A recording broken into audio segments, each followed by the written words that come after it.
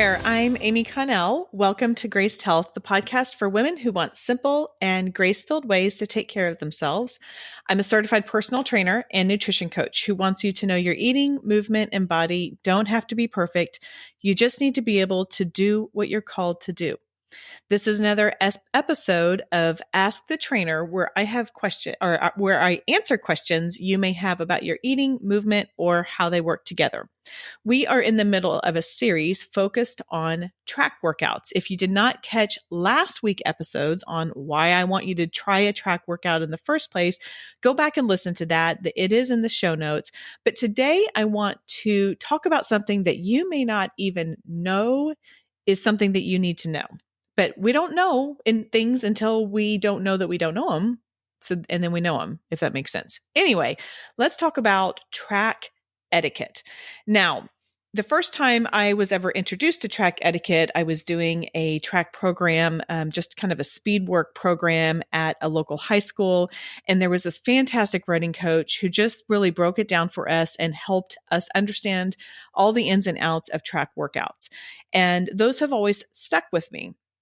So let's talk a few things that I would like you to know when you are walking into a track, and that will help it make it more successful for you and for everyone else who is there. The first thing to know is, in general, you want to run counterclockwise. Now, before you go in there and just assume that that's the way that you want to do it, make sure you look around. Sometimes they have signs posted where it's Monday, Wednesday, Friday is counterclockwise, and then Tuesday, Thursday, Saturday, Sunday is clockwise. They do this so that way they can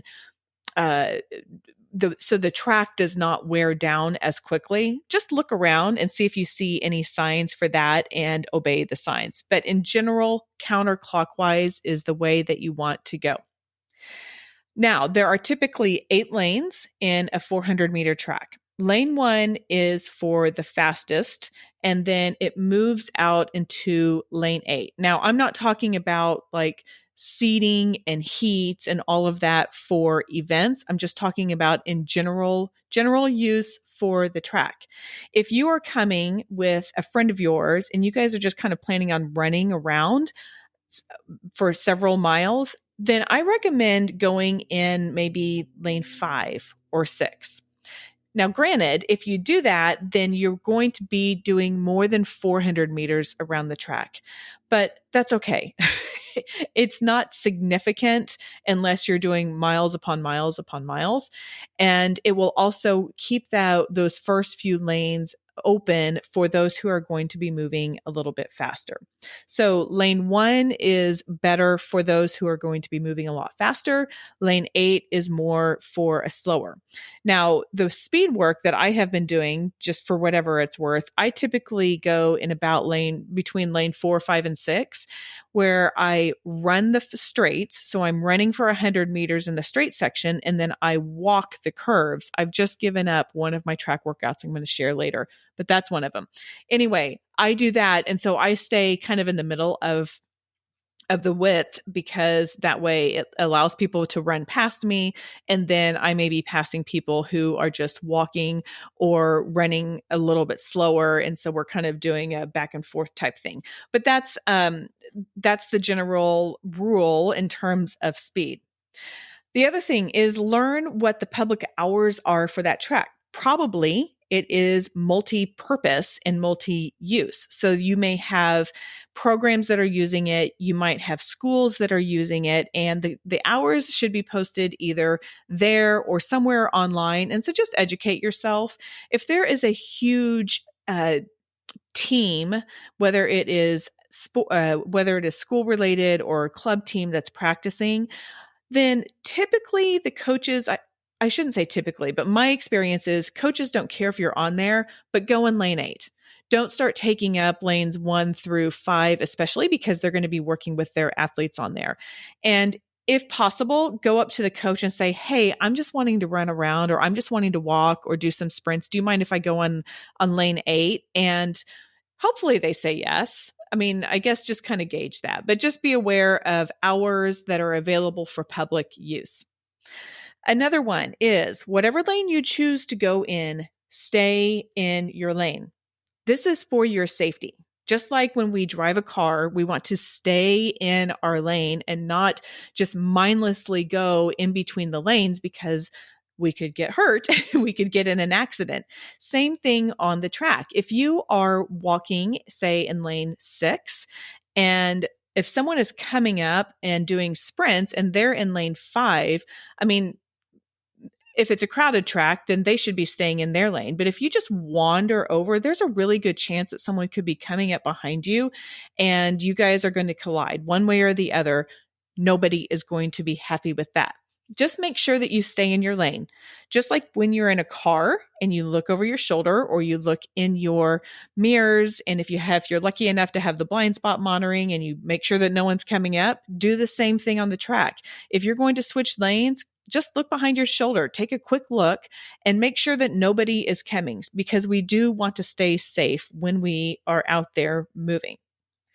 If you enjoy music, and I know I do, I listen to a lot of different things, but if you enjoy music, make sure it's not so loud that you aren't aware of your surroundings. You may have someone coming up behind you, like we just talked about, and you need to be able to hear them. You may have someone hollering at you trying to communicate if there are other people on the track.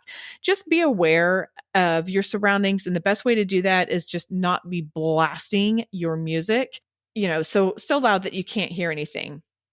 Again, just like in the car, we teach our kids not to have their music so loud they can't hear if an emergency vehicle is coming, and you want to be able to hear if someone up is coming up behind you. Okay, another one you would think that you would know, but this comes from experience. No food on the track and no French fries. You guys, I saw who brings French fries on the track? Who brings French fries on the field in between the track? I do not get this. I do not understand. Do not bring your French fries on the track or any other food, specifically things that can get really gummy. I know sometimes athletes will choose or will have like little, gummies for sport gummies, something like that. If you're going to take that, make sure it only goes in your mouth and it doesn't fall out of your pocket or anywhere else to go on the track where we're stepping on it and it's sticky and it's gross and all of that kind of stuff. So preferably just don't bring food. And then finally, don't puke on the track. I mean, I hope that you are hydrated. I hope you have had the right nutrients so that you are not getting nauseous and you are not feeling like you need to throw up. This is a whole chapter in my book called Your Worthy Body. There's a chapter in there called Pass the Bucket, because people tend to think that you have to run until you throw up. That's a whole nother tangent. I'm not going to get into that, but you do not need to be throwing up. And especially if you need to, please step off the track. Go to the grass that's around it. Find a trash can. And I get it. I'm not meaning to shame. I have people in my life who are pukers. I mean, some people just naturally throw up when they exercise a little bit more than others. If you are a puker, please don't throw up on the track. It's gross. And yeah, I'm going to leave us on that one. No puking on the track. But I hope that provides you with a little bit more information as you walk in. I hope you're trying some more I hope you're trying some track workouts, or you are thinking about it. Come back for the next few weeks where we talk about warming up at the track and what are some things that we can do. Okay, that is all for today. Go out there and have a great day.